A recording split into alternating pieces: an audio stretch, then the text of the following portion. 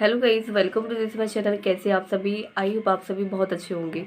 Guys, arithmetic के लिए जैसा कि मैंने आपको पहले भी बताया था कि अर्थमेटिक के लिए मैंने बुक को ही प्रेफर किया था।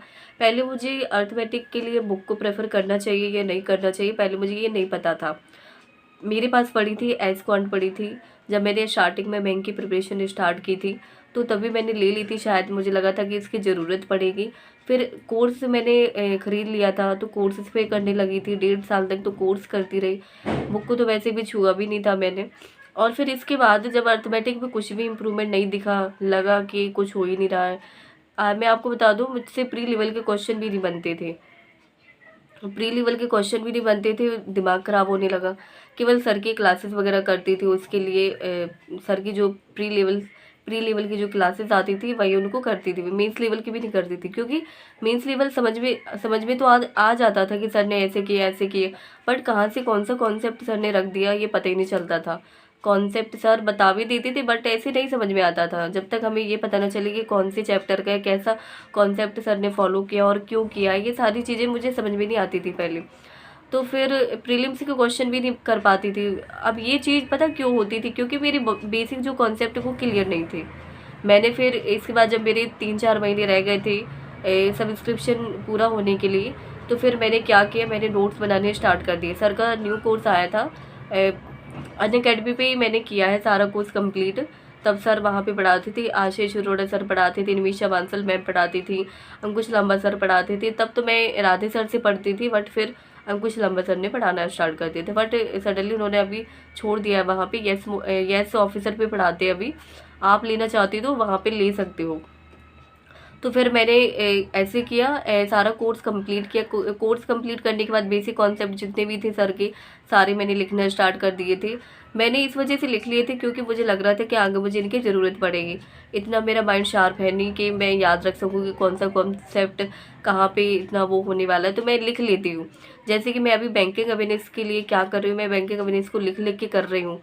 और जैसे ही सर कुछ समझाते हैं तो सारी चीज़ें मैं लिख लेती हूँ। कैश क्रेडिट ओवरड्राफ्ट क्या होता है, ये सारी चीज़ें मैं लिख लेती हूँ। सर कोई एग्जाम्पल भी बताती हूँ तो उसको भी मैं नोटिस कर लेती हूँ, नोट कर लेती हूँ।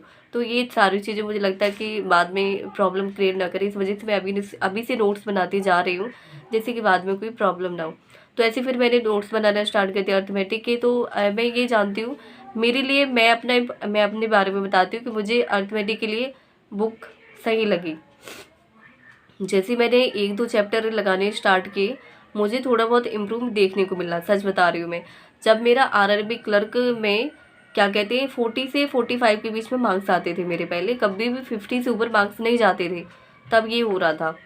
फिर जैसे ही मैंने बुक से लगाने स्टार्ट किए अर्थमेटिक के क्वेश्चन को, तब जब मैंने सारा को मतलब एक बार मैंने जब बुक कंप्लीट कर ली थी, इसके बाद जब मैंने बुक लगाने स्टार्ट किए मेरे 50 से ऊपर जाने लगे मार्क्स। तब मुझे लगा कि मुझे शायद बुक से ही करना चाहिए। सर की क्लासेस वगैरह भी मैं करती थी, ऐसा नहीं है कि सर की क्लासेस नहीं करती थी, सर की क्लासेस भी करती थी। फिर इसके बाद बुक से भी करती थी। फिर इसके बाद मैंने जब बुक लगानी स्टार्ट की, उससे मुझे ये पता चला कि मेरे मार्क्स इम्प्रूव हो रहे हैं, 50 से ऊपर जाने लगे थे। जैसा कि अभी आपने देखा कि आरआरबी क्लर्क में मेरे 60.75 इतने मार्क्स आए थे। तो ये इसी वजह से हुआ है क्योंकि अर्थमेटिक मेरी इम्प्रूव हो चुकी थी, इम्प्रूव होने लगी है, धीरे धीरे होने लगी। मीन्स के क्वेश्चन ऐसे ऐसे है कि कोई बन जाते कोई नहीं बन जाते। अगर इनडायरेक्ट वे में अगर कोई डेटा आ जाता है तो उसे नहीं कर पाती हूँ। अगर डायरेक्ट वे में कोई डेटा दिया जाता है तो उसको कर लेती हूँ, टाइम लगता है बट कर लेती हूँ, इतना हो जाता है। और फिर ऐसे क्वेश्चन भी आते हैं जैसे आपको पता है डीआई लेवल, जिसमें स्पीड डिस्टेंस से रिलेटेड होते हैं, टाइम वर्क से रिलेटेड होते हैं। ऐसे सारे कॉन्सेप्ट से रिलेटेड डीआई आती है। मीन्स में भी आपने देखा होगा, ऐसी क्लर्क में भी मिलती है, पीओ लेवल में भी मिलती है। पीओ लेवल में तो बहुत ही हार्ड होती है, आपको पता है। और क्लर्क लेवल में कॉन्सेप्ट से रिलेटेड भी दी जाती है। अगर आपको कॉन्सेप्ट बहुत अच्छे से आते हैं तो आप डीआई को बहुत अच्छे से कर लोगे।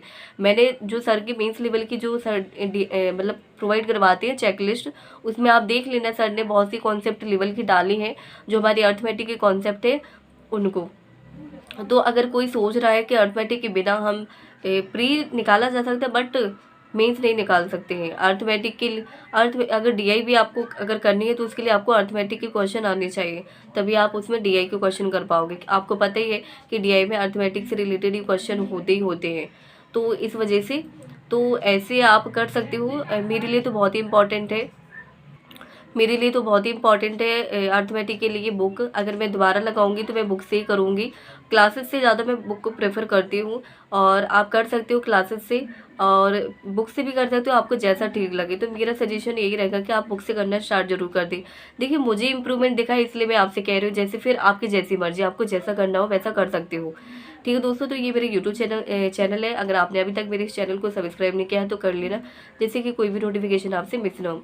देखिए गाइस, कोई कुछ भी कहता रहे, हमें बस लगे रहना है। मेरे यहाँ पे भी मेरे पापा लोग कहते हैं कि कुछ और ट्राई कर लो, अगर इसमें नहीं हो रहा है तो कुछ और ट्राई कर लो।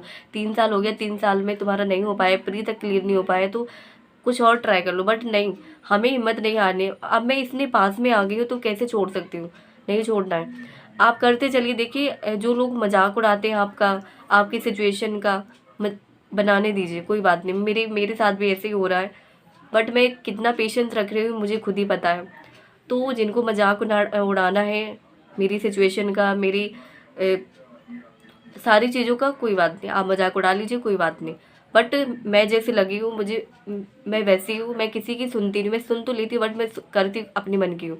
तो अपना देखिए, अपने हिसाब से चलिए, क्योंकि आपको ही सब कुछ करना है, तैयारी आपको करनी है, आपको ही सिलेक्शन लेना है। तो आप अपने हिसाब से करिए, ठीक है। किसी की बातों का इतना मतलब, कोई इतना बुरा बोलता है तो उसकी बातों को इतना मत लीजिए, कहने दीजिए, क्योंकि अगर हम वो लेंगे तो फिर हम नहीं कर पाएंगे। मेरे साथ भी पहले ऐसे ही था, मुझे लोगों की बातें पहले बहुत लग जाती थी, बट मैं अब नहीं सोचती हूँ इतना, क्योंकि लोग हैं, लोग तो कुछ ना कुछ कहेंगे। तो अपना करते चलिए, डेफिनेटली सब अच्छा होगा। यहाँ तक आ गए हैं तो डेफिनेटली, इतना टाइम हमने दे दिया है तो कैसे छोड़ सकते। मैंने 3 साल अपने दे दिए तो कैसे छोड़ सकती हूँ मैं इसको। तो वही मैं कहना चाहती हूँ। देखिए मुझे पता है मेरा सिलेक्शन नहीं हुआ, फिर भी मैं आपसे ये कह रही हूँ। कई लोग यहाँ पे आएंगे और कहेंगे कि आपका सिलेक्शन नहीं है, फिर भी आप इतना क्या कहते हैं वो ज्ञान वगैरह दे रहे हो, ये सारी चीज़ें यहाँ पे कमेंट में देने लगते हैं। तो कोई बात नहीं, आपको जैसा बोलना है कहिए, don't worry, I am don't worry. सो करते चलिए, डेफिनेटली सब अच्छा होगा। All the best your exam.